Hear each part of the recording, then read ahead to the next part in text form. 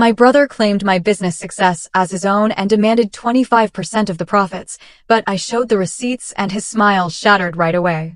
Everything about that Sunday dinner was meant to dazzle, every flower arranged, every smile rehearsed.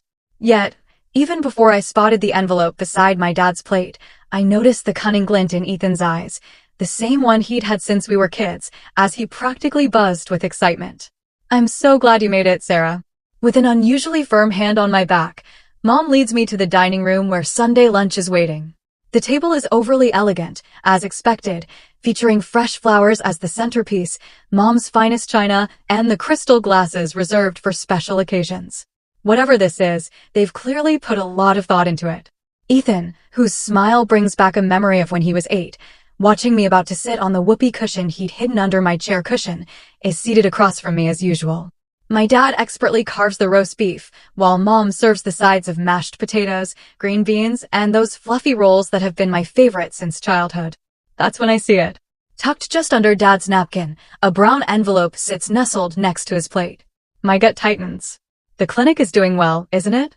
Mom asks, her voice forced to sound brighter. "Are you still putting in those insane hours?" "Business is booming." I opt for a straightforward answer as I notice Dad's quick glance toward the folder. "This quarter, we saw a 20% rise in our patient numbers." Ethan lets out a little snort. "There were so many people in the waiting room, but it was so small. Your office management could use an upgrade, honestly." In my mind, it all clicks together. Something I'd rather not decode. Clearing his throat, Dad sets his fork down on the fine china with a deliberate clink. "We've been thinking about your clinic's future, Sarah." I stop chewing mid-bite as the meal turns to paste in my mouth. Mom jumps in smoothly, as if they've practiced this. "Family businesses need family input. Your dad and I have been talking about ways to ensure the continued practice of healing hands in your family." I say this with great care. "It's not a family business. I build it myself with my partners," Dad says, his hands moving to the folder. "Plus, Ethan has come up with a fantastic proposal that will benefit everyone." With an air of almost preening, my brother straightens in his chair. "To take over as manager of your operations, I've put together a plan. I'd handle the boring paperwork so you can concentrate on the patients." Leaning forward, his eyes shine. "Given all the growth I'll bring, my request for a 25% profit share is really fair." My ears ring with my heartbeat. This isn't a regular Sunday lunch, it's an ambush. Sudden memories flood in. Working double shifts in the hospital cafeteria while I was a physical therapy student allowed me to send money home to help Ethan during his first year of college. And I survived on ramen in a tiny apartment furnished with items I found on the curb. After 14-hour clinical rotations, students spend the night studying. I still have $190,000 in student loans, and they deduct payments from my bank account each month. Surprisingly, I mentioned that I already have a clinic manager. Ethan, against Mom's condescending wave of the hand, is a real people's person. "Remember how he charmed Dr. Singh at your clinic's grand opening? He barely noticed you at all." The details are fresh in my mind, similar to how I remember my dad dismissing my academic awards after graduation. Businesses aren't built on book smarts. "Sarah, we were taking photos of Ethan in my identical gown and cap." During the summer of 2016, Ethan worked as a temporary front desk assistant, which led to his sorority friends getting unauthorized discounts. After his scheduling mistakes caused some patients to wait hours or even be turned away, I spent weeks apologizing to them. "Can I review your plans?" "Sure," pointing to the file cabinet. With a smug smile on his face, Dad slides it across the table. "My attorney has already drafted it. Just needs your signature." "Yeah, maybe tomorrow would be a good day to start." Ethan claps loudly. "If you want me to redecorate your office, I already have ideas." Taking a slow sip of water, I carefully place the glass back on its coaster. I methodically retrieve my own briefcase that's propped against my chair. "I think you should look at this before we continue talking about it." I hear a snap like a gunshot as I unzip my bag in the ensuing heavy quiet. I pull out a leather binder, the expensive one I treated myself to after signing a deal with Denver Sports Rehab, and my dad's assured smile waivers. The binder serves as a subtle reminder of the accomplishments I've achieved without their help. "Recognize this." A man used to surprises has a slight tremor in Dad's voice. As she nervously looks between her husband and Ethan, Mom fidgets with her napkin and her fingers. Ethan's formerly triumphant smile starts to fade as I meticulously lay out my papers on the table, aligning each section with the accuracy I applied to my patients' treatment schedules. My agreement with Colorado Health Partners for Management Services was signed 4 weeks ago. On the top page of the letterhead, their company logo stretches, and I touch it. They'll handle all upcoming administrative tasks for healing hands. With a furrowed brow, Dad reaches for the papers. To make a decision like this, you have to consult your family. Of course I can. To his attention, I slide another document. For your convenience, I've highlighted section 4.3. The board must agree unanimously before any family member can hold a leadership role. Me and 2 associates from CHP make up the board. Look for my help with deleting and tell him. Ethan gets a flush. This was deliberate on your part. A business decision was mine to make. For one thing, I've learned from past mistakes and can't tear my gaze away from my brother. I retrieve a file from my binder containing the patient complaint forms, all neatly filed by date. These are from when you worked at the clinic last summer. The thickness tells me everything I need to know. 15 scheduling errors led to 2 patients ending up in the same treatment room. 8 of the 24 unauthorized discounts went to sorority friends. 31 billing code errors nearly triggered an insurance audit. My mom's fingers hovered dangerously close to touching mine as she reached across the table. Sarah dear, it's normal to make mistakes when you're learning. There was no room for error here. I slowly stand up, finding an unexpected strength in towering over my seated family. These were reckless mistakes by someone who thought the rules didn't apply to her. And this one was prepared by my accountant too. Detailed here are 4 years' worth of complimentary medical services the family received, totaling $45,000. Dad's shoulder rehab. The ankle sprain Mom suffered from. Before her beach trips, Ethan gets sports massages. Shock and stillness wash over like a wave of validation. Their faces shift from entitlement to uneasy disbelief. I was paying off my student loans while eating ramen, so I covered your healthcare needs. I worked extra shifts at the hospital cafeteria for Ethan's first college year. I met my dad's gaze when you said our educations couldn't be funded at the same time. When I couldn't afford rent or liability insurance, I slept on treatment tables. Someone has texted me. I look down and see a message from my clinic manager. Do they still not know? The timing is perfect. Now I realize I'm not alone in this. During Ethan's wild summer, my staff stayed up late fixing his errors while he posted pictures online from fancy parties. They know the Hale family dynamics. When I think about my mentor's warning that family and business don't mix, it's like oil and water. After Dad couldn't attend my clinic's grand opening, Sato saw me crying in the supply closet and gave me a worried look. My delay in responding was intentional.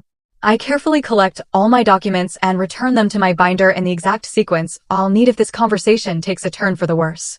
Similar to how I find that deliberate movement helps me relax before a tough patient session when arranging treatment supplies. We can discuss the details here. The authoritative tone Dad used to have is now more like how he sounds when a business deal is falling apart. 20% for the trial period rather than 25%. I snap my binder shut. Your money isn't my livelihood. It's my clinic. Over years of family disputes, Mom has perfected the dramatic gesture of flying her hand to her throat. I never thought you'd put business before family, she whispers. The statement hangs in the air, exposing their flawed viewpoint. They believe my achievements are for their benefit. My clinic represents their chance, not my success. Business won't override family for me. My voice is calmer than my emotions as I respond. I'm setting boundaries before anyone gets exploited. Ethan pushes back from the table, causing his chair to scrape the wood floor. You've always been so dramatic, Sarah, acting like you're responsible for everything, even though we've always been there to support you. Supported me. What gives me chills is the brow raise. How long has this been planned? Did Dad take pictures of you wearing my cap and gown when I graduated? When did Mom tell Dr. Singh I was just the on-site therapist at my clinic's launch? The memories rise to the surface like air bubbles. Sudden, sharp, and unstoppable once they begin to rise. Do you remember getting a card and a new bike for my 13th birthday while Ethan got a present? Or the valedictorian ceremony in high school, when no one from my family could come because Ethan had a cold? Snapping my briefcase closed, I leave. Your support was noticeably absent when it really counted. My dad is standing too now. He used to tower over me as a kid, but now he's just tall. Sarah, you've changed. Your success has made you cold. No, I look him straight in the eyes. My success has made me visible, and you have no idea what to do with a child who needs acknowledgement. Given the amount of weight I've carried for so long, I'm surprised how light my briefcase feels as I lift it from the chair. I take a deep breath without chest pain for the first time since entering their house. I'll handle myself. As I pause, I shift my attention to the door. By the way, standard rates will apply to family treatments starting next month. Those who don't want to pay aren't eligible for our charity program. It's for people who truly can't afford healthcare. From behind me, I can hear Mom's shocked gasp, Dad's muttered curse, and Ethan's dramatic sob. But I'm relieved their reactions haven't reverted to the old tactic of giving in once more. My phone buzzes again as I step out into the evening air, this time from my clinic manager. You have our support. This is the first time I've truly believed it. Memories flooded back that night in my apartment. My 13th birthday on an April weekday, nothing much to celebrate except acing my math test and one card propped against my cereal bowl at breakfast. 2 weeks later, Ethan gets a shiny teal bike with streamers on the handles and a basket for all the treasures he finds around town on his 11th birthday.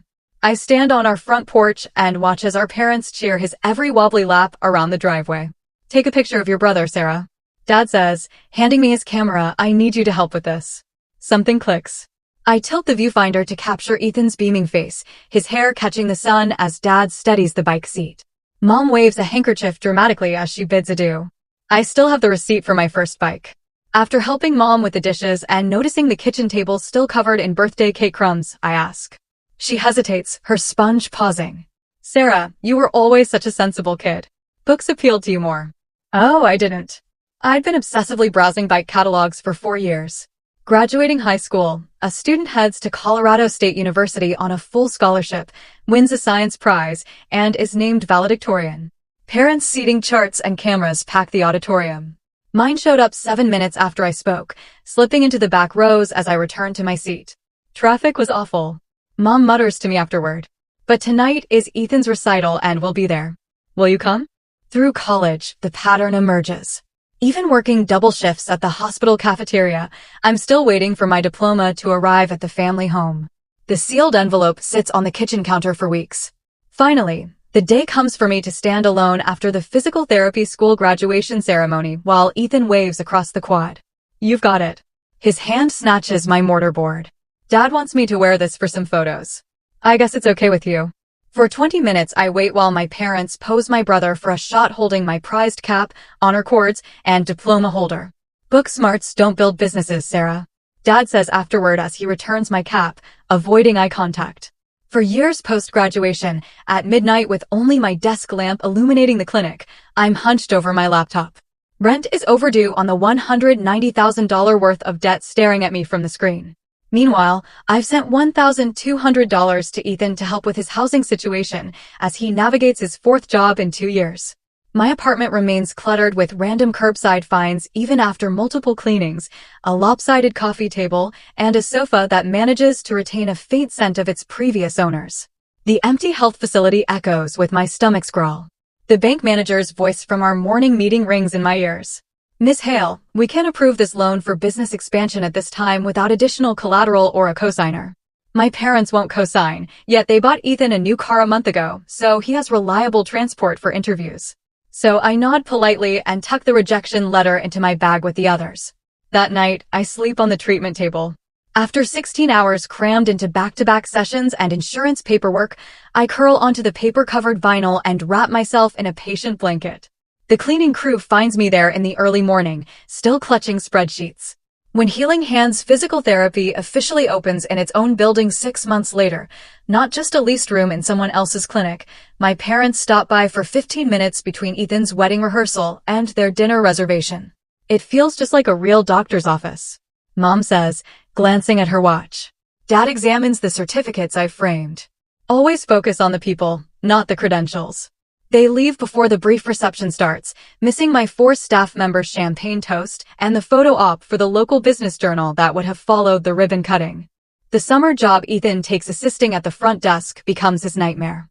Regular patients have appointments postponed or canceled, while his sorority friends get unauthorized discounts. Late at night, I discover a stack of unprocessed insurance forms stuffed in desk drawers. If you ask Ethan, he'll tell you they were really boring. Plus, they're mostly old folks on Medicare. They don't need to be anywhere urgent. In the weeks after his departure, I personally contact every impacted patient to rebuild trust by apologizing one by one.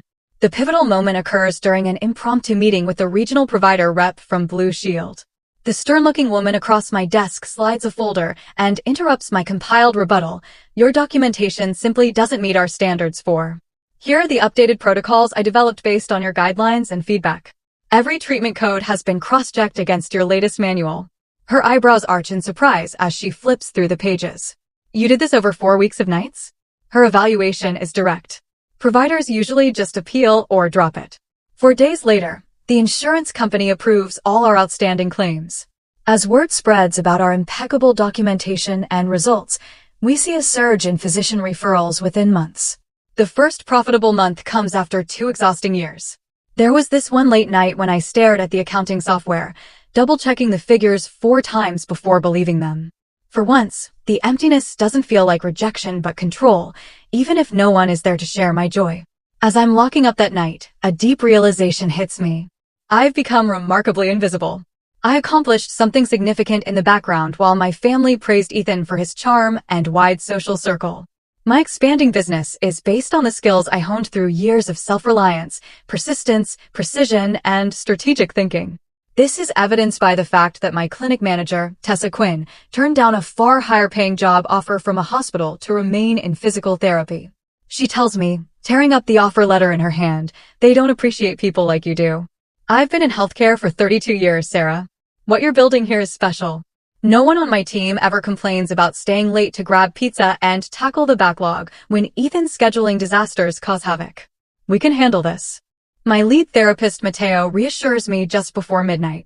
We're a team, and the fact that you're siblings is interesting. At the start of our weekly staff meeting, which happens first thing Friday morning, everyone shares their wins and losses from the previous week. Having a voice matters. Unlike at family events where I was often interrupted or ignored, the cleaning staff actually listened to me. On a typical weekday afternoon, the medical director of Denver Rehab Center calls. "We've been reviewing your outcomes data." She says to me, 2,000 patients without expansion. Our orthopedic department is keen to discuss a partnership for specialized services. Not to reschedule an impressive meeting, but to celebrate, we all gather in the post-hours clinic that night. There are now 9 of us, up from 4, toasting with plastic cups and store-bought cake.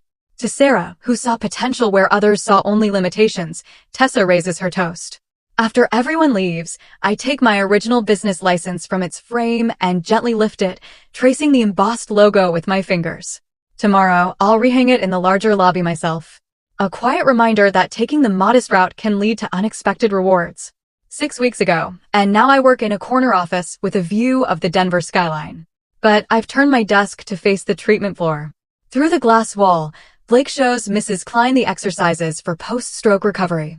My family never grasped rehabilitation, but Blake's patience reflects my own goals with every patient. It's no accident that our state-of-the-art treatment bays contrast with my simple office.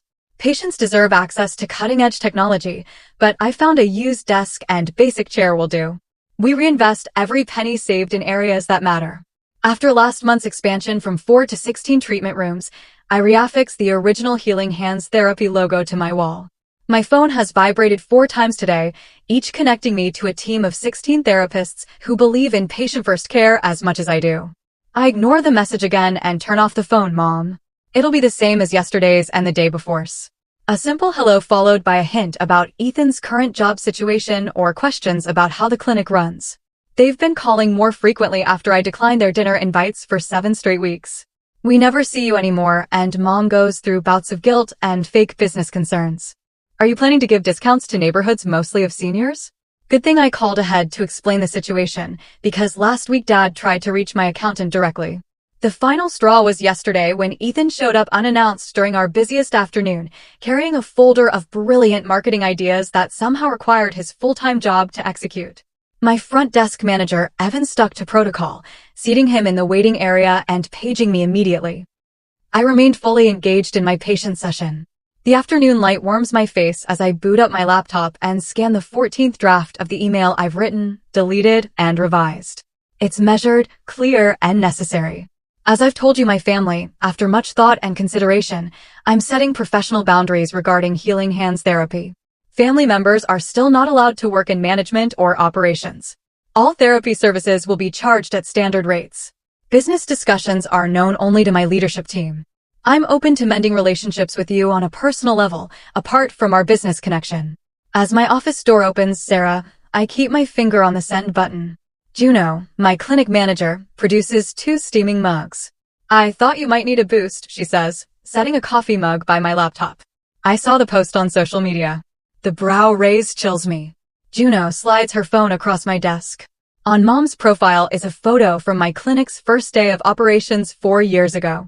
Now I see Mom's rare display of obvious support, posed beside me with her arm around mine, was staged. So proud of Sarah's plans for healing hands therapy. We've always believed in her ability to mend injuries. A devoted parent, a family enterprise. The timestamp says it was posted 20 minutes ago. I find the caption interesting, Juno says carefully. The words family enterprise great to hear. I send the email. They didn't contribute a dime, didn't invest time, and didn't think this clinic would succeed until it did. The community is noticing the discrepancy, Juno says.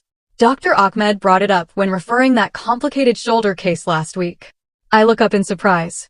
He said that's why he always sends patients here, because you built something genuine, not inherited or handed over. Juno taps the original frame of my business license. He commended your teamwork and humility over flashy degrees. It reminds me, I say, opening another email, that I saw Ethan's friend Daphne in the waiting room during the meeting, her phone oddly pointed at our group. The scholarship fund is all set. Starting next semester, for students showing financial need and pursuing physical therapy will get support. A grin spreads across Juno's face. The moment your mom overheard us talking about it, she called it wasted charity. That's precisely why it's important. I stand, stretching my tired muscles. Has the accountant given any updates on their latest inquiry? First he tried charm, then threats. Finally she left after Diana mentioned potential harassment charges. Juno's face changes. There's one more thing. Her hand reaches into her pocket and pulls out a note. Your mom dropped by during lunch. She left after I told her you were at the pediatric hospital. The envelope bears my name in Mom's perfect handwriting. Inside, smudged with drops, are earnest pleas about strained family ties and the need for my children. The last line asks for a family meeting at their place to mend broken bonds. No doubt on their terms. A text from Ethan pings on my phone. Hey big sis, can we start a conversation? Nothing else. Juno observes as I review these latest moves. Your dad's letter came in yesterday's mail too, stiff and official, proposing family mediation with his lawyer present. I laugh, but it's not funny. Now it's escalating backward. Their concerned friends are asking questions. People in the community have noticed their claims don't match up with reality. Looking out the window, I see 4 therapists, all recruited from underserved communities, delivering top-notch patient care with the empathy and expertise I envisioned for our practice. The expanded treatment floor I dreamed up, pushed for, and persisted in creating despite years of family rejection bathes in the afternoon sun. So what's the plan? Juno asks. I file the note away in my desk drawer with other deceptive family messages I've carefully logged. I tell them I'll listen when they're ready for a relationship that doesn't base its success on taking advantage of me. Until then, safeguarding my creations is my top priority. One of Ethan's sorority friends who took unauthorized discounts last year sits in the waiting area outside my office, and I recognize her. She was entitled before, but now she waits quietly with her insurance card in hand and a demeanor of respect. The pretense is crumbling.